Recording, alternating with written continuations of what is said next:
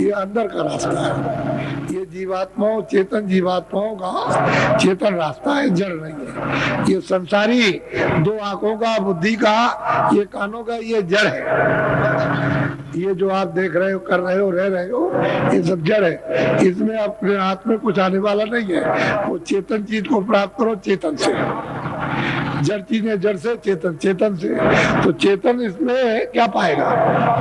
जो जड़ है तो जड़ी है, तो जड़ तो नाशवान है, इसलिए नाश हो जाता है। अगर चेतन को चेतन से जोड़ दो तो नाश होना बंद। तो चेतन तो कभी नाश नहीं होता। तो शब्द चेतन है, नाम चेतन है, तो उस नाम के साथ, शब्द के साथ जोड़ो और चढ़ चलो, बस चेतन हो जाएगा। फिर कभी उसका नाश नहीं होता। उस जीवात्मा का, उस सूरत का कभी नाश नहीं होता। और अभी तो जड़ में बंद है, तो उस गलीच में बंद है। गलीच उतर जाओ, चेतन में मिल जाए तो चेतन हो गई। अब बेचारी उसी के लिए तो परेशान है। इसके पास तो कोई उपाय है नहीं कि भाई कोई उपाय हो हम अपनी गंदगी को साफ कर लें। तो इसके हाथ में तो कुछ है नहीं। तुम तो सोचते हो चले जाओ जल में नहा लो, चलो वहां स्नान कर लो, चलो वहां चलो तीर्थों में, वहां चले जाओ। ऐसे कहीं पाप कटेंगे? पाप पुण्य तो उसने ऐसी जगह जमा रखा है कि पानी, आग और तीर तलवार, वहां गोले बारूद कुछ नहीं जा सकते। ऐसी जगह जमा कर रखा उसने। और वो सब हिसाब कब? कि जब आपका समय पूरा होता है तो फौरन इसमें से निकाल के वहां खड़ा कर देगा और कहेगा देखो तुमने ये किया था मृतलोक में, तुमको अधिकार दिया था मृतलोक में करने का, देखो तुमने ये किया। देखो तो वहां तो झूठ बोल नहीं सकते, वहां तो सब सामने और सजा सुना देगा कि देखो तुमको इसकी सजा दी जाती है, तुमने उसका उल्लंघन किया, अधिकार दिया था, तुमने उल्लंघन किया ये, और तुम उसका अगर पालन करोगे, आप पुण्य करोगे तो सुख का स्थान दे देगा कि देखो तुमको सुख का स्थान देते हैं। अब आगे समझ लो, अपनी जीवात्मा को जगा लेना, तुमको ये मतलब ये मिला जाता है सुख का स्थान, तो आप तो उसका ध्यान नहीं करते हो कि क्या अच्छा क्या बुरा, क्या पाप है क्या पुण्य है, क्या बुरा और क्या अच्छा है, कुछ नहीं, बस छोड़िए रह गए। और प्राप्त करने वाले प्राप्त कर रहे और निकले जा रहे और आप रह गए वैसे। बोलो का भेद निर्वाण पावे नैन सुदेखी नजर में। कहते हैं कि भाई जो हमने देखा है, जो परे जिसकी शोभा अगम अपार, उसका निर्वाण, उसका ब्रह्म और पार ब्रह्म, उसका कोई भेद नहीं जा सकता, वो सबके परे है।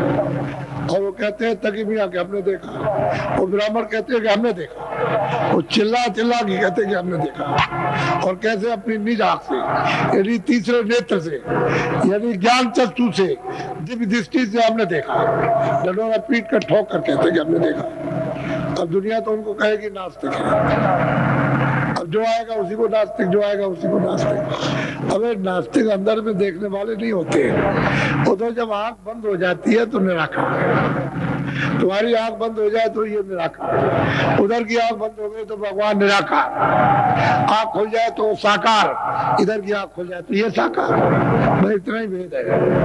आंख खुल जाए सब साकार और आंख बंद हो जाए सब निराकार। तो जब वो दिव्य आंख खुल गई तो सब साकार है, वहां निराकार कुछ है ही नहीं। अगर नहीं होगा तो इतना बड़ा तो रचना कैसे होगी? तो कहते हैं उसकी शोभा का कोई वर्णन में नहीं, किताब में, पुस्तक में, किसी में नहीं लिखी जा सकती है ऐसी शोभा।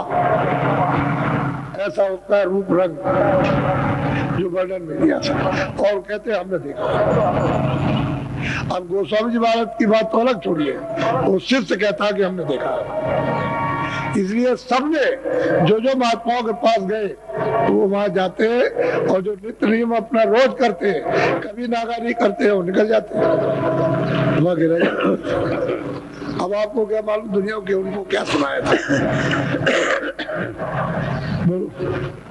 दो मिली भाखी यस यस बाता, तुलसी समझ ली न बेख्या। बस उन्होंने जो कुछ भी सुना, उनकी बात को अच्छी तरह सुना, ध्यान में रखा और समझ लिया कि इनका काम हो गया, इनका हो गया, और समझ गए। इसी तरह से बहुत लोगों को पार उतारा। समय समय पर महात्मा नानक जी ने इतना बड़ा काम किया, कितने जीवों को पार उतार दिया। समय समय पर सब कभी गोविंद साहब, कभी चरणदास जी, कभी मतलब है कोई, कभी कोई आया, लेकिन उससे जब निकल जाते हैं तब डंडोरा पीटते हो और सामने कुछ नहीं, सामने ध्यान नहीं देते हो कि भाई मुझे कुछ प्राप्त करना। जब चले गए चिल्लाते रहते हो, फिर नहीं होगा कुछ काम। इसलिए कहते हैं वक्त का गुरु, वक्त का जानकार, वक्त का भेदी, वक्त का पहुंचा हुआ मिलना चाहिए, वही काम करेगा। और आपको वक्त का चाहिए। आप कहोगे पिछले बहुत महात्मा हो गए, बहुत योगी हो गए, बहुत ये हो गए, बहुत सिद्ध हो गए, बहुत आत्मारी शक्तियां उस समय के लिए ठीक थी, अब तो कुछ नहीं। ना हमने उनको देखा, ना हम जानते कि वो कहाँ से आए थे, कहाँ रहते हैं, हमको तो कुछ मालूम नहीं। हमको तो वक्त का चाहिए, समय का, हमारे समय का हमको मिल जाए। हमने उनका रूप रंग नहीं देखा, कुछ बारी नहीं सुनी उनकी, कुछ नहीं, तो हम उनसे प्यार कैसे कर सकते हैं? अब वक्त का मिलेगा, उससे प्यार हो जाएगा, उसका हमसे प्यार हो जाएगा, वो हमारा काम कर देगा, हम उससे करा लेंगे। लेकिन अगर नहीं मिलेगा तो नहीं होगा। तो आप मतलब पिछलों की धारे टेका, जिनको कभी आंख नहीं देखा, कभी आंख नहीं देखा आपने, उनकी तो टेक बांध के चलते हो, और सामने मिल जाए कि चलो हम पार करेंगे, चलो भाई चलो पार उतर चलो, चलो जहाज लगा हुआ है तो चढ़ चलो, ये नाम रूप की जहाज बहुत सागर से पार उतर जाओगे, वहां नहीं बैठते हो, इसी में भटक जाते हो। तो जीवात्मा को मनुष्य शरीर पाकर पार उतारना चाहिए, और बिना नाम के, बिना शब्द के, बिना आवाज के कभी पार नहीं उतर सकती। और 24 घंटे वो तुम्हारे मनुष्य रूपी मंदिर में बोल रहा है, आवाज दे रहा कि अरे तू मेरी आवाज को सुन तो ले और पकड़ ले, तू चलिया मेरे पास में, इसी आवाज को पकड़ के चढ़िया। ऊपर जमीन है, नीचे आसमान, शरीर की जमीन नीचे, ऊपर आसमान, उल्टा खेल है। तो आपकी समझ में कैसे आएगा कि ऊपर जमीन है? ये जीवात्माओं की रहने की जमीन ऊपर है, शरीर की रहने की जमीन ये नीचे है, और इसका आसमान ऊपर है, उसका आसमान नीचे को है। पर ठीक है, इसलिए ऊपर से रचना नीचे हुई है, नीचे से ऊपर रचना नहीं होगी, ऊपर से है रचना। और सब अलग अलग गंदगी को अलग अलग लोगों में उन्होंने जमा कर दिया। ये गंदगी यहाँ रहेगी, ये गंदगी यहाँ रहेगी, ये कारण गंदगी है, सूक्ष्म गंदगी है, ये लिंग गंदगी है, स्थूल गंदगी है, अलग अलग लोगों में बांट दिया। अब ये गंदगी वहां नहीं जा सकती, उस लोग की गंदगी वहां नहीं जाएगी। जैसे स्वर्ग लोग, बैकुंठ में गंदगी ऊपर नहीं जाएगी, और ऊपर में गंदगी वो ऊपर नहीं जाएगी। तो ऊपर तो निर्मल है, वहां गंदगी का कोई काम नहीं, कोई नाम निशान नहीं, सब निकाल के बाहर कर दिया। अब यहाँ इतना पड़े रहो, रोते चिल्लाते रहो, लेकिन उसने सब आपको अधिकार दिया, सब सुविधा दी। जब चाहो, स्त्री पुरुष बच्चे बच्चियां, जब वो महात्मा मिल जाए, सब चाहते हो सब भजन करके जा सकते। उसके लिए उसने कोई रोक टोक नहीं रखी किसी तरह का, कर्मों का बंधन है बस। कर्म साफ करा लो महात्माओं से, उनसे सफाई करा लो, माफ करा लो, और निकल चलो, फिर नहीं रोकेगा। और महात्मा अगर नहीं माफ करेंगे तो फिर नहीं जाने देगा, कहेगा हमारा मुजरा दो, बदला दो, जो कुछ तुमने किया है उसकी यहाँ सजा भोगो, बगैर सजा के नहीं जाने देगा। और महात्मा सजा नहीं, छुटकारा करा लेते हैं, उसको धो डालते हैं, साफ कर देते हैं, और आपको पाप पुण्य से दोनों से बचा लेते हैं। तब ये जीव छुट्टी पाता है। ऐसे कहाँ छुट्टी मिलेगी? इसी का तो फंसा हो पाप पुण्य का, इसी में जीव सब फंसेंगे। बोलो। शेखट की रोटी के तब बोला, अपनी बेरी बात सब को दोनों ने सुना दिया, तो तीसरे बैठ गए, मेरी भी बात सुन लीजिए। बोलो। खुदावंत एक अर्ज हमारी, मैं मुरीद मुर्शद को। आप खुदा हो, मैं आपका बंदा हूँ। खुदावंत का मतलब ये कि आप खुदा हो, मैं आपका बंदा हूँ। मैं मुरीद हूँ, आप मुर्शिद हो। तो आपकी जो नजर और मेहर और जो दया हुई है, कुछ सुनाने आया हूँ कि मुझे आपने बख्शीश क्या दी। बोलो। फजल नजर मेरे पर कीजे, मेरी आज से। और ये सुबह प्रातः काल का, सुबह का वक्त है, समय, इस समय पर मेरे ऊपर में कुछ मेहर, मतलब रहम की, कुछ दया की कीजिए, मेरी अर्जी को सुन लीजिए। अर्जी सुना रहे और मेहर मांग रहे हैं, दया मांगते, कि आप नजर कीजिए और मेरी इस अर्जी को, प्रार्थना को जरा साथ सुन लीजिए ध्यान से। बंदे ने बकसी सिपाही सो हजरत में और वो कहते हैं कि आपका बंदा है, यानी मतलब ये बंदे ने आपसे जो बख्शीश मिली है खैरात, उन्हें खैराती कहते हैं उस बख्शीश को, यानी वो जो आपसे मिली है वो सुनाने हैं कि क्या आपने दिया। एक रोज फजल असरीदा रूह चढ़ गई अगम के कहते हैं कि मैं बैठा हुआ था तो मेरी आँख खुल गई, अंदर की तीसरी आँख खुली। कहते हैं मैं बैठा था, जो आपने बताया था, जो दया की थी, जो कृपा की थी साधन भजन के लिए, नाम की कमाई के लिए, भजने के लिए, तो मैं बैठा हुआ था तो एकदम से सूरज जो है वो हमारी इसमें से रूह निकली, इधर से फाट गई एकदम, इतनी तेज रफ्तार से जाती है, इतना यहाँ कोई तेज नहीं थी सामान, इतनी कोई तेज रफ्तार किसी की आई नहीं। नाम चेतन है, वो तो जड़ तो नहीं है। कहते हैं कि उसमें से निकली इसमें से और गई आगे, और देखा जा करके ये सब क्या है, वो तो एकदम से क्या चीज है, ये तो कभी उन्होंने देखा नहीं था, उनको तो मालूम नहीं था, उन्होंने तो बख्शीश कर दी, दया कर दी कि अच्छा जाओ तुम करो जा करके बोलो। उन्हें हिंदू मुसलमान से क्या मतलब, ये तो मुसलमान हिंदू तो जिसमें चाहिए मनुष्य शरीर चाहिए उनको, जो नेक और पाक और पवित्र निर्मल शुद्ध बनना चाहता वो बन जाए, उनको इससे क्या मतलब कि तुम मुसलमान हो तुम हिंदू हो, बोलो।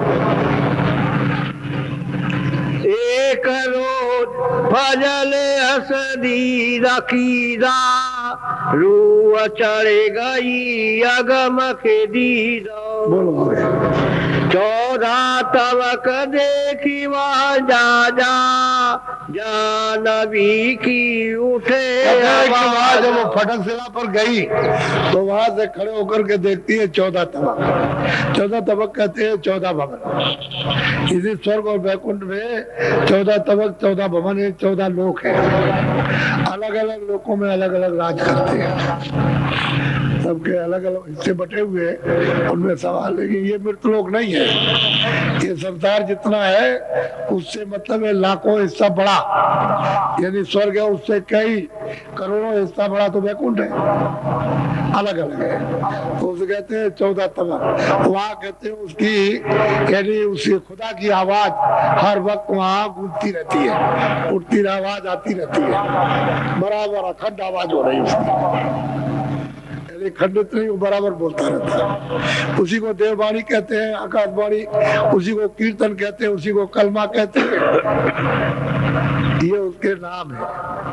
कहते हैं हमने उस आवाज को खूब वहाँ सुना, वो 14 तबक में खूब आवाज हो रही, खूब सुना हमने अपने कानों से, क्योंकि सूरत में तो कान भी है, आंख भी है, नाक भी है, तो सुनेगी, देखेगी, सुनेगी। बोलो दौर पट बरा तोड़ा 14 तवक रूह से। अब कहते हैं कि वो आकाश ऊपर है, तो कहते हैं कि रूह ऐसे जोर से तेजी के साथ में गई कि पर्दे को तोड़ दिया, पर्दा टूट गया, और जब निकली उसके पार तो वो सूक्ष्म लोग है, वहां से ब्रह्मांड शुरू होते हैं।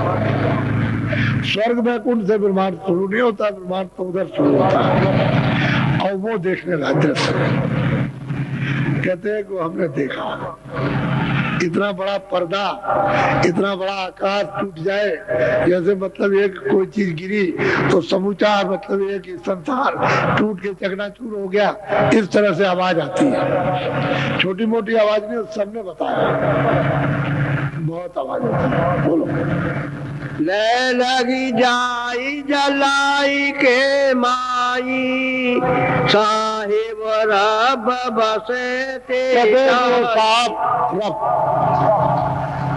मतलब खुदा। कहते हैं कि जब उस आवाज में लो लगाओ, उसमें मिल जाओ, रत हो जाओ उसमें, तो कहते हैं कि वो आवाज इतने जोर से खींचती है कि खुदा का भी दर्शन, उसका कहते हैं कि रब का भी दर्शन। कहते हैं हमने खुदा का भी दर्शन किया और हमने रब का भी दर्शन किया, यानी ईश्वर का भी दर्शन और ब्रह्म का भी दर्शन। ये मियाँ साहब कह रहे हैं, मुसलमान जो मजिस्ट्रेट है, कहते हैं कि हमने दर्शन किया अपनी दिव्य आंख से, ज्ञान चक्षु से, हमने उसको देखा। ये तो नहीं कहा कि नहीं देखा। तो कहते हैं कौन भगवान को, कौन ईश्वर को देखेगा। ओ वो स्वामी जी महाराज ब्राह्मण थे, कानपुर, न हिंदू समझ रहे न मुसलमान। उन्हें हिंदू मुसलमान से क्या मतलब, न वो समझते हैं कौन सी जात की कलिया है और कौन से जात के हृदय है, और कौन सी जात की सेनु और कौन जात के वो पंडित है। उनसे इससे क्या मतलब। अरे दिल, मन, बुद्धि, चित्त निर्मल करो, इधर आओ और चलो तुमको ले चले, इधर आओ, ले आओ, सफाई कर दे, साफ हो जाए, चलो।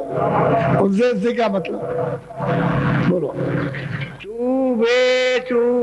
बेजवाबी साई वो साहिब दिलाया दर पाई। कहते हैं कि मैंने उसको साहब को अंदर दिल पाया, मैंने देखा उसको अपनी दिव्य ज्ञान चक्षु तीसरे। वहां कोई अंधेरा है?